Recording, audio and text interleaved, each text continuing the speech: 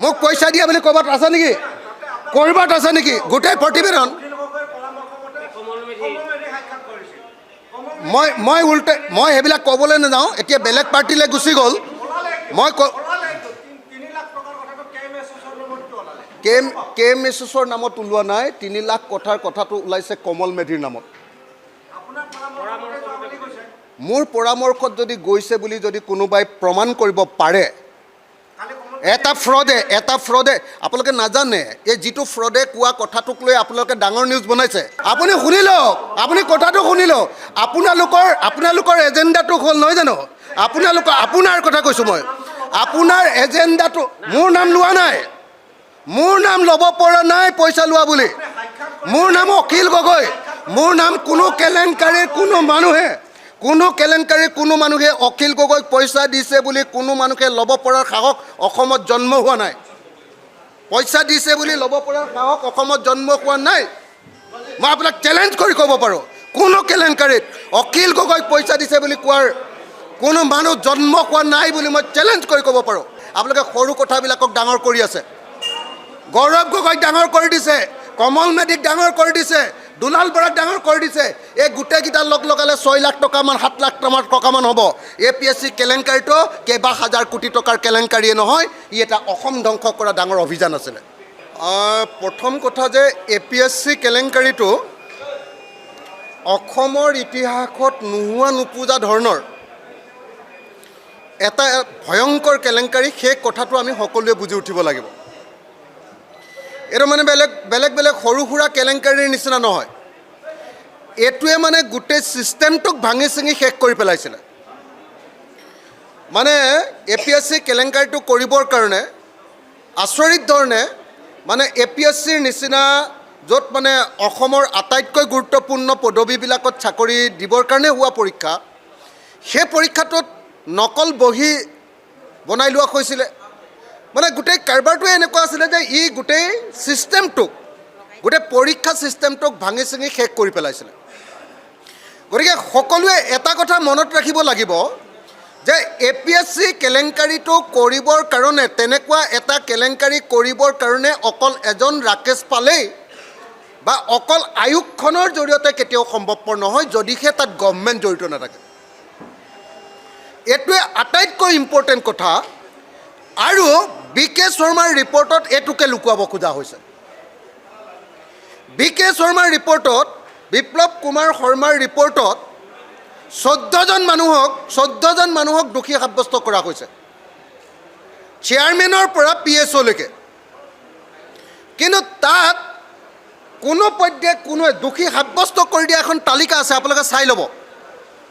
সেই তালিকাখনত 14জন মানুহক দোষী সাব্যস্ত কৰা হৈছে, য'ত চেয়াৰমেনৰ পৰা এক্সামিনেশ্যন কণ্ট্ৰলাৰৰ পৰা PSOজনলৈকে এই 14জন মানুহক দোষী সাব্যস্ত কৰা হৈছে। কিন্তু গোটেই কেলেংকাৰীটোৰ পৃষ্ঠপোষকতা কৰা প্ৰকৃত যিসকল ৰাজনীতিক, তেওঁলোকক সেই কেলেংকাৰীটোৰ পৰা নাইকিয়া কৰি দিয়া হৈছে। আৰু যাতে সেইটো লুকুৱাব পাৰে তাৰ কাৰণে BK শৰ্মা প্ৰতিবেদনখনত অকণমান মানে হাঁহি ধেমালিৰ খোৰাক দি দিয়া হৈছে যে কমল মেধিয়ে 3 লাখ টকা ল'লে বুলি, যে আপোনাৰ দুলাল বৰাই 2 লাখ টকা ল'লে বুলি। লৈছে নলৈছে নিশ্চয় হ'ব পাৰে, ল'বও পাৰে। কিন্তু এইটো 2 লাখ টকীয়া বা 3 লাখ টকীয়া কেলেংকাৰী নহয়। বা BJPৰ MLAজনে 60 লাখ টকা ল'লে বুলি দেখুৱাইছে। কি নাম এজন? গুৰুপ্ৰসাদ দাস, গুৰুজ্যোতি দাস। তেওঁ 60 লাখ টকা ল'লে বুলি দেখুৱাইছে। এইটো 60 লাখ টকাৰ বা দুলাল বৰাই 2 লাখ টকা লোৱা বা কমল কুমাৰ মেধিয়ে 3 লাখ টকা লোৱাৰ কেলেংকাৰী এইটো নহয়। এইটো হ'ল গোটেই ভাৰতবৰ্ষৰ ভিতৰত এখন ৰাজ্যৰ এডমিনিষ্ট্ৰেটিভ ছিষ্টেমৰ কাৰণে তৈয়াৰ কৰা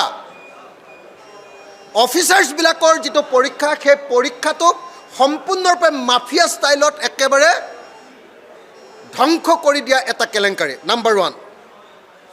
নাম্বাৰ 2, এই কেলেংকাৰীটোৰ আটাইতকৈ ডাঙৰ কথাটো হ'ল যে ই সুদূৰ প্ৰসাৰী। কাৰণ ইয়াৰ জৰিয়তে অসমৰ এডমিনিষ্ট্ৰেশ্যন চলা, সেইটো পুলিচ এডমিনিষ্ট্ৰেশ্যনে হওক বা চিভিল এডমিনিষ্ট্ৰেশ্যনে হওক, গোটেই এডমিনিষ্ট্ৰেশ্যন চলা ছিষ্টেমটোৰ কাৰিকৰবিলাকক ACS আৰু APS অফিচাৰবিলাকক তাতে তৈয়াৰ কৰা হয়।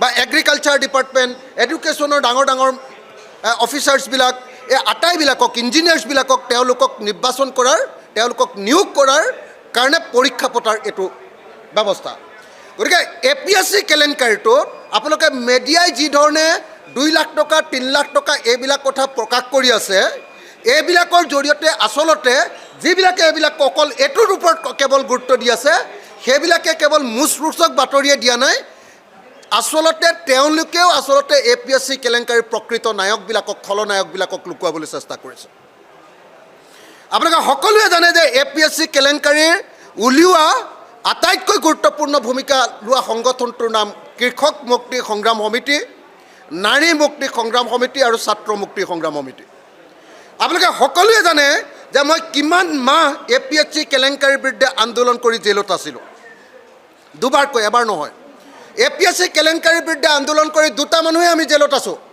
অখিল গগৈ আৰু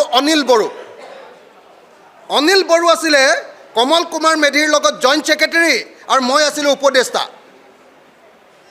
এই দুজন মানুহে APSCৰ বিৰুদ্ধে আন্দোলন কৰি কেৱল দুজন মানুহে আমি জেলত গৈছোঁ আৰু APSC কেলেংকাৰী যে আজি উদ্ধাৰ কৰিলে কেলেংকাৰীটো যে প্ৰমাণ হ'ল তাৰ কাৰণে যিটো কেছ হৈছিলে আপোনালোকৰ মনত নিশ্চয় আছে সেই কেছৰ হাইকোৰ্টৰ যিটো কি কয় আৰ্গুমেণ্ট সেই আৰ্গুমেণ্ট কৰিবৰ কাৰণে অসমত আমি উকিল পোৱা নাছিলোঁ হাইকোৰ্টে এমিকাছ কুৰি হিচাপে BD কোঁৱৰক নিযুক্তি দিছিলে আৰু গুৱাহাটী হাইকোৰ্টৰ এডভোকেটসকলে সেইদিনা আন্দোলন কৰাৰ কাৰণে আপোনালোকে নিশ্চয় মনত আছে যে এজনো এডভোকেট এই গোটেই গোচৰটোৰ যিদিনা ভাৰ্ডিক্ট দিছিলে সেই ভাৰ্ডিক্টৰ দিনা সেই গোচৰটোৰ কি কৰিবৰ কাৰণে আপোনাৰ আৰ্গুমেণ্ট কৰিবৰ কাৰণে উপস্থিত নাছিলে মই নিজে গুৱাহাটী হাইকোৰ্টত ভঙা ইংৰাজীত আৰ্গুমেণ্ট কৰিছিলোঁ মই চাগে একমাত্ৰ মানুহ অসমৰ যি গুৱাহাটী হাইকোৰ্টত চিভিলিয়ান হিচাপে আৰ্গুমেণ্ট কৰিছিলোঁ